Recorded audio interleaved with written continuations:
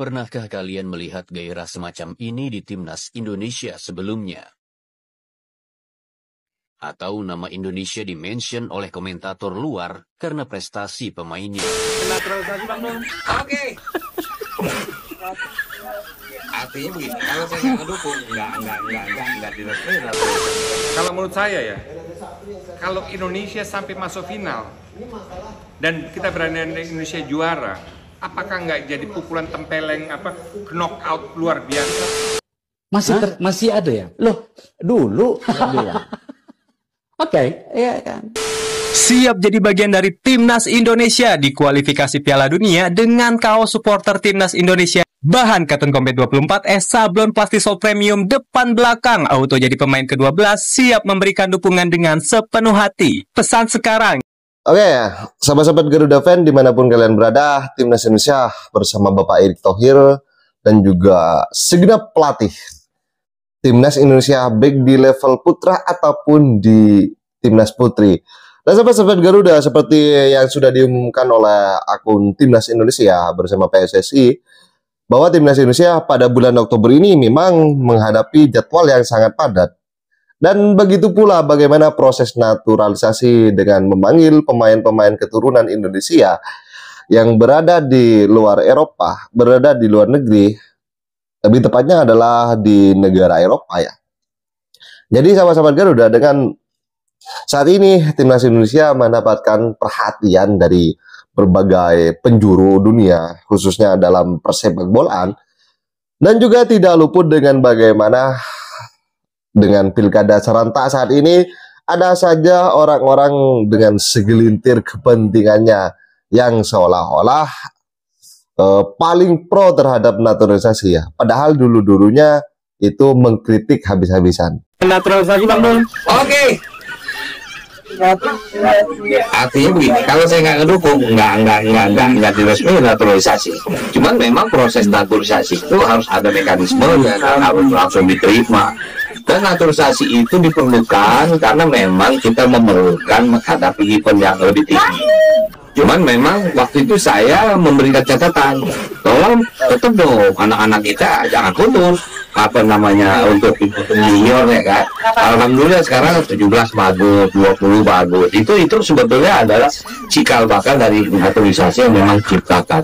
Yang luar biasa itu anak-anak naturalisasi ini keciptaan dia terhadap Indonesia. Berarti selama waktu Bang di Komisi 10 itu bukan menentang atau? Oh enggak, Komisi 10 kan bukan saya aja, ada 28 orang. Kita kan wawancara semua. Artinya kalau proses naturalisasi itu kan di Komisi 1. Nah, produknya ke Komisi 1. Kita ini hanya dijadikan masukkan bahwa karena komponen ini masuk di olahraga, nah kita ada di situ. Dan kita harus tahu betul supaya tidak menjadi salah. Jangan sampai setelah dia menjadi warga negara tiba-tiba mungkin dia pindah. Kan itu repot juga bagi kita kan. Gitu, itu aja intinya. Pada intinya mendukung Bang Dul ya? Oh iya dong, memang masih diperlukan, kita lihat aja. Artinya itu menjadi satu kenyataan dan sekarang ini diikuti oleh negara lain loh. Vietnam, Malaysia udah naturalisasi semuanya kan. Nah, kita mendapat satu berkah bahwa anak-anak kita jauh lebih banyak daripada mereka. Bisa Singapura juga naturalisasi, Malaysia, Vietnam gitu kan. Cuma Indonesia lebih banyak. Kita ada Jerman, kita ada Belanda. Pembatasan apa? Pemain-pemain naturalisasi yang mencetak. Gini, kalau naturalisasi kan intinya menjadi warga negara. Mungkin sekarang masalah sepak bola, tapi kita juga ngurusin basket. Waktu FIBA itu kejuaraan dunia, naturalisasi juga orang Amerika. Waktu itu kenapa? Memang diperlukan kan? Ya kita ngadepin Filipina segala macam yang juga mereka secara fisik lebih tinggi. Jadi memang naturalisasi pertama itu kepentingan. Cuman yang kedua adalah betul-betul menjadi pilihan supaya kewarganegaraan yang sudah dikeluarkan itu tidak menjadi itu. Waduh, Bapak Rano Dul Karno, bahaya orang seperti ini ya.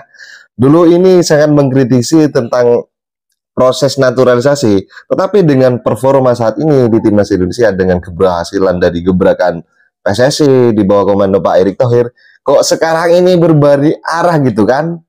kok sekarang ini ingin seolah-olah paling pro terhadap naturalisasi gitu kan? Kok sekarang ia menggurui gitu kepada PSSI dengan apa tadi ya dikatakan bahwasanya apa ini? Saya putar lagi ya.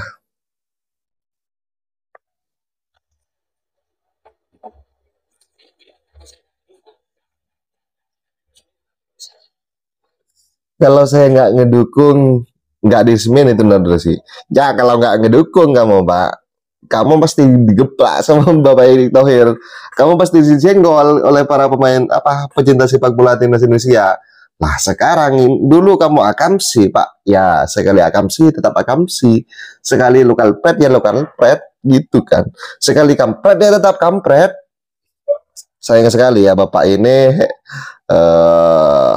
Tadi dikatakan di video terakhirnya adalah naturalisasi itu adalah kepentingan. Ya, siapa sih yang nggak tahu kalau naturalisasi sekarang diambil manfaat oleh para berbagai akamsi kan dengan pilkadanya yang seolah-olah sekarang sok naturalisasi, sok pro terhadap naturalisasi ya. Setelah kontribusi besar itu diberikan kepada timnas Indonesia gitu kan. Ya lucu sekali lah, lucu. Kalau saya mau cari uang di BUMN, banyak.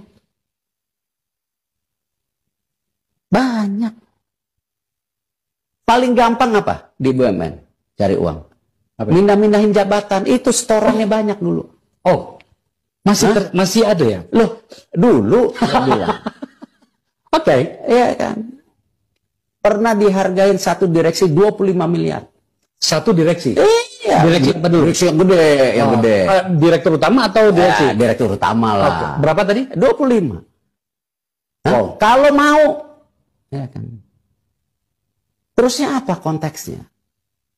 Kalau saya terjebak hal-hal jual beli jabatan, ya nggak mungkin saya bisa mergerin BUMN, bisa tadi menangkap yang korupsi, ya nggak mungkin. Saya pasti langsung goyang dong badannya. Oh, ini yang kita angkat.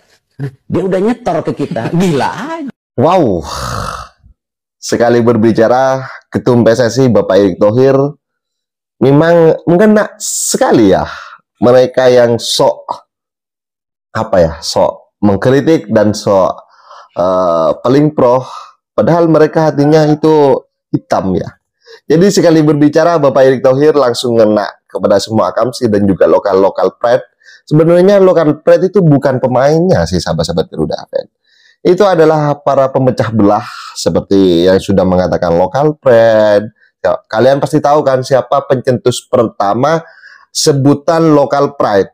Kemudian sehingga dibenturkan oleh kepentingan-kepentingan yang tidak suka di bawah komando Coach Sintayong dan di bawah komando Bapak Erick Thohir. Sehingga lokal pride akamsi dengan naturalisasi dibenturkan. Maka munculkah diambil kepentingan oleh mafia-mafia yang memang tidak suka dengan begitulah ya. Dan sahabat-sahabat Garuda sangat jelas apa yang sudah dikatakan Bapak Erick Thohir dalam kalau mencari uang sangat mudah bagi Bapak Erick Thohir. Ujung-ujungnya mereka yang saat ini di pilkada, ujung-ujungnya pasti kan urusan kantong tipis atau tebelnya itu kan. Jadi sepak bola lah yang menjadi sasaran sehingga serang habis-habisan. Kalian pasti tahu siapa yang selalu nyinyir dan siapa yang selalu mengkritik dari proses naturalisasi. Jadi sahabat-sahabat Garuda, kalian setuju apa tidak? Kita tenggelamkan dan kita bungkam di pilkada nanti dan pastinya kalian itu punya hak suara untuk memilih. Jadi jangan sampai golput, langsung dibungkam saja. Mereka yang suka nyinyir, mereka yang suka mengkritik habis-habisan timnas Indonesia. Satu kalimat buat timnas Indonesia. Indonesia siap Piala Dunia. Argentina ayo rematch.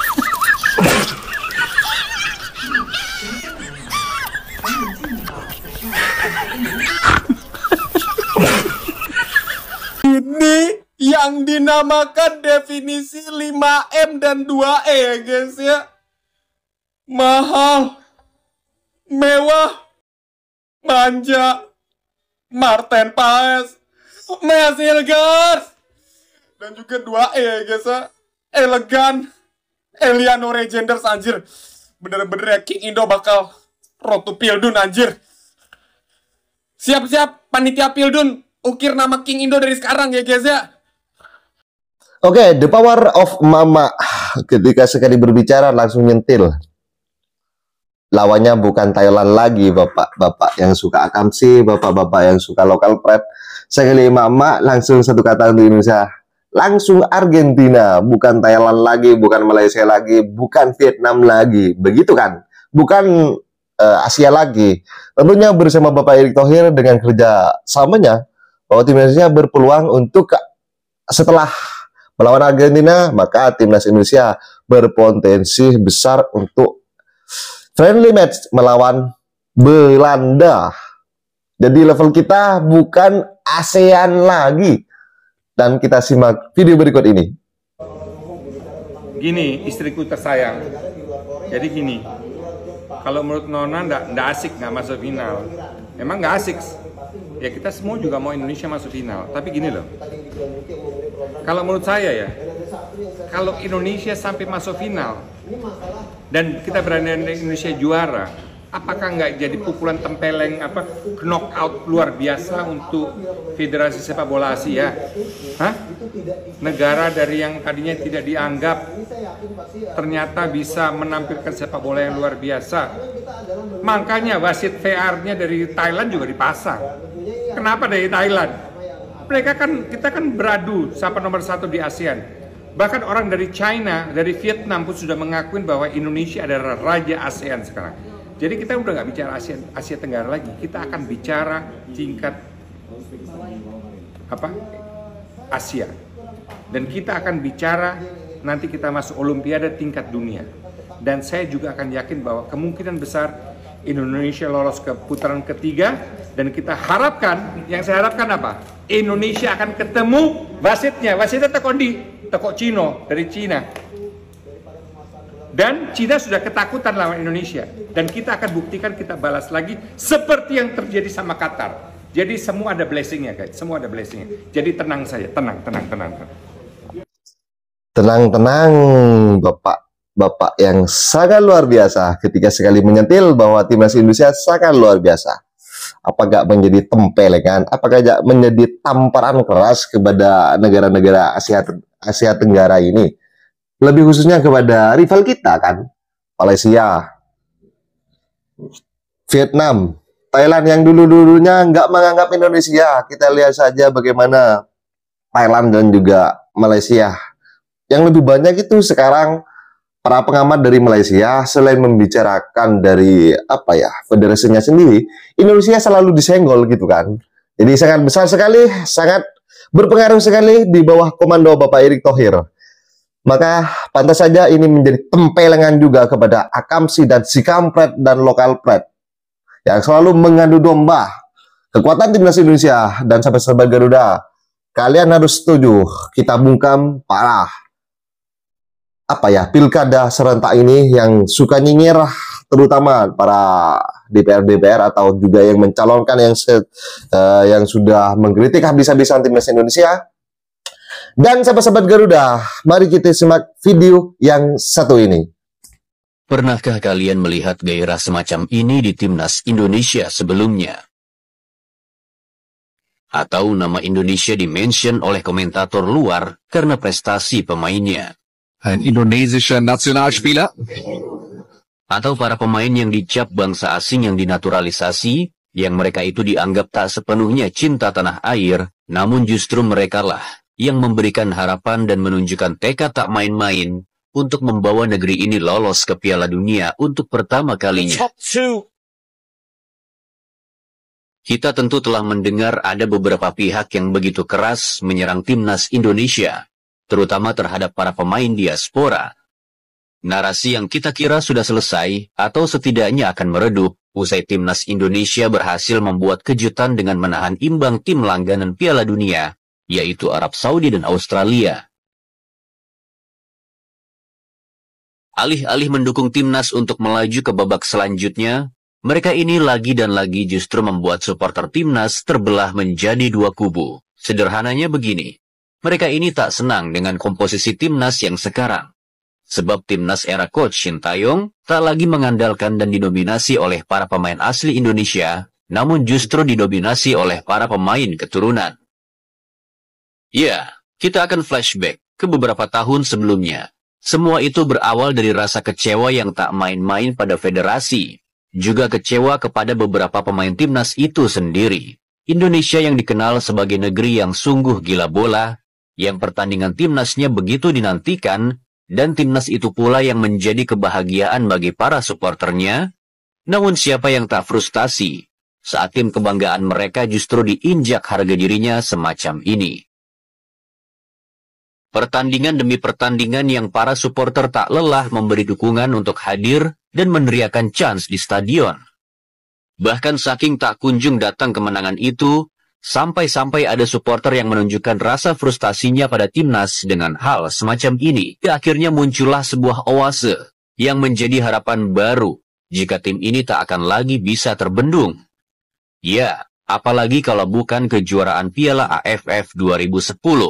Sebuah kejuaraan yang seperti menjadi sebuah kolam air mata bagi supporter timnas Indonesia. Bagaimana tidak dengan komposisi semacam itu? Komposisi yang dijuluki Unstoppable Team, timnas justru harus dipecundangi oleh timnas Malaysia di final. Tim yang di fase grup telah tim Garuda cukur habis dengan skor 5-1. Sebuah kejuaraan yang dinilai ada pihak yang mengkhianati harapan dan mimpi jutaan supporter timnas Indonesia.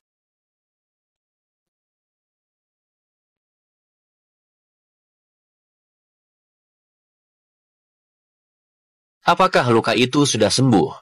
Tentu tidak. Kekecewaan demi kekecewaan terus berlanjut hingga menempatkan timnas Indonesia hampir menyentuh peringkat ke-200 ranking FIFA. Sebuah fase yang dijuluki masa terkelamnya sepak bola Indonesia. Maka disitulah para supporter sendiri yang mulai mencari tahu dan mencoba mengirimi pesan langsung kepada para pemain yang eligible untuk berseragam timnas Indonesia. Maka muncullah sebuah nama.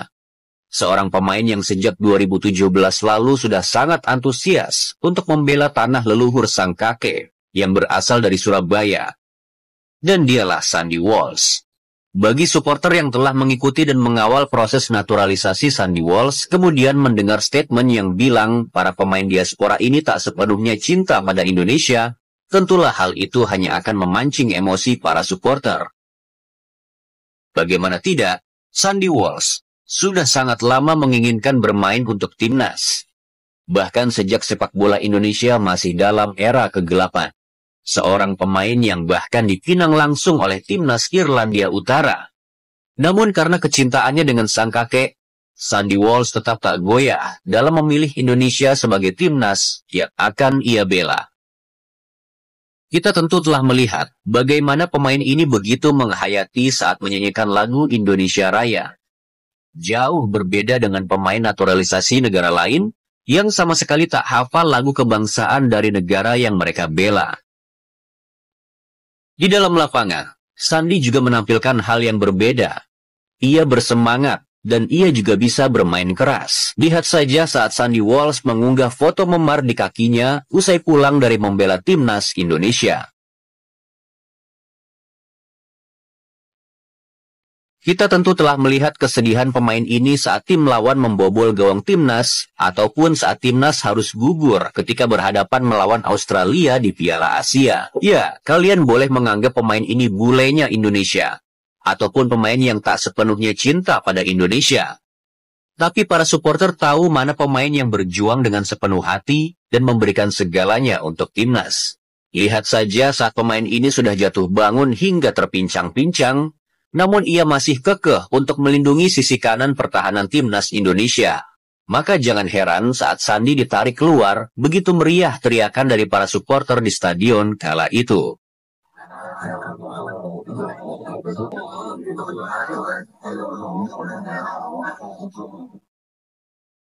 Belum lagi ada nama semacam Shane Patinama. Pemain ini bahkan masih harus berjuang untuk mendapatkan menit bermain di timnas Indonesia. Pemain yang tak mendapat privilege lebih walau ia juga merupakan pemain diaspora, yang mana ia juga harus terus berjuang membuktikan diri jika ia layak di sana. Pemain yang tak pernah komplain saat tak dimainkan dan tak pernah caper di sosial media. Seorang anak laki-laki dari seorang ayah yang asli orang Indonesia, tepatnya dari kota Semarang. Yang saat ia dipanggil, maka gairah tak main-main kemut juga Jay Itzes. Satu-satunya pemain yang bisa membuat komentator Serie A mention nama Indonesia di Stadion San Siro. Jay Itzes, ein indonesischer Nationalspieler. Ataupun Maes Hilgers, seorang anak dari ibu yang asli Indonesia, yang dengan gagah beraninya, sekaligus bangga, berfoto dengan bendera merah putih di hadapan puluhan ribu supporter timnas Belanda. Yang saat kecintaannya untuk merah putih masih dipertanyakan, ibu dari Hilgers justru punya yayasan panti tunanetra di Manado sana. Kalau mengenai naturalisasi Mas Hilgers, ibunya orang Manado. Bahkan ibunya masih sering pulang ke Manado melihat yayasan tunanetra yang dibina.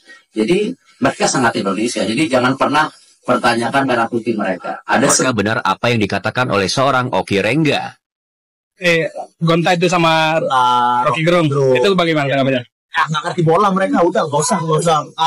Aku nggak mau nanggapin karena mereka nggak ngerti bola, udah urusin yang lain aja. Biar yang ngerti bola aja yang ngurusin bola. Kenapa sepak bola kita selama ini nggak maju? Karena orang nggak ngerti bola yang ngurusin.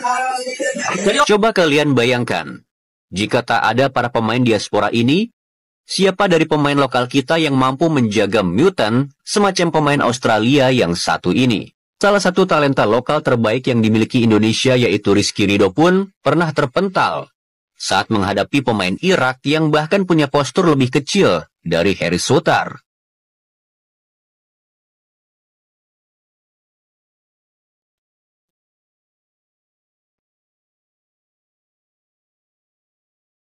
Kita mengerti saat kritik itu ditujukan untuk pemerintah tentang minimnya kontribusi pembinaan usia dini, tapi supporter bakalan marah saat kritikan itu justru menyerang para pemain diaspora.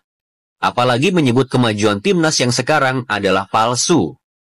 Maka disitulah letak kemarahan daripada supporter timnas Indonesia. Namun alih-alih setuju dengan ucapan dan narasi kemajuan palsu semacam itu, supporter timnas justru lebih senang saat harga diri mereka tak lagi diinjak-injak seperti dulu. Dan saat berjalan bersama pemain diaspora lah, timnas ini tak lagi dijadikan lelucon oleh tim-tim ASEAN. Entah berapa kali para pemain diaspora ini mengatakan stop membeda-bedakan. Karena mereka juga orang Indonesia yang pulang kembali untuk negeri orang tua atau kakek nenek mereka. Makin kesini memang makin banyak pihak yang bukan orang bola justru berkomentar makin jauh tentang sepak bola. Memang masih menjadi misteri kemana mereka ini saat timnas terpuruk dan mengapa mereka tiba-tiba hadir dan bersuara saat timnas ini lagi jago-jagonya. Ya, sekali lagi, alih-alih menyamakan pemikiran kami dengan pemikiran kalian, kami lebih berharap di Piala Dunia 2026 nanti, kami tidak lagi mendukung Inggris, tak lagi mendukung Portugal, tak lagi mendukung Jerman, Brazil, ataupun Argentina, melainkan mendukung sebuah negeri gila bola bernama Indonesia. Oke, sahabat-sahabat Garuda, saya rasa cukup statement barusan. Jadi bagaimana tanggapan kalian? Silahkan ditulis di kolom komentar. Dan jangan lupa like dan subscribe channel ini agar kalian tidak ketinggalan informasi penting khususnya Timnas Indonesia. Salam sepak bola keren, salam sepak bola bersih. Bersama Bapak Erick Thohir, Timnas Garuda Jaya. Salam olahraga bersama saya, Timnas Mendunia.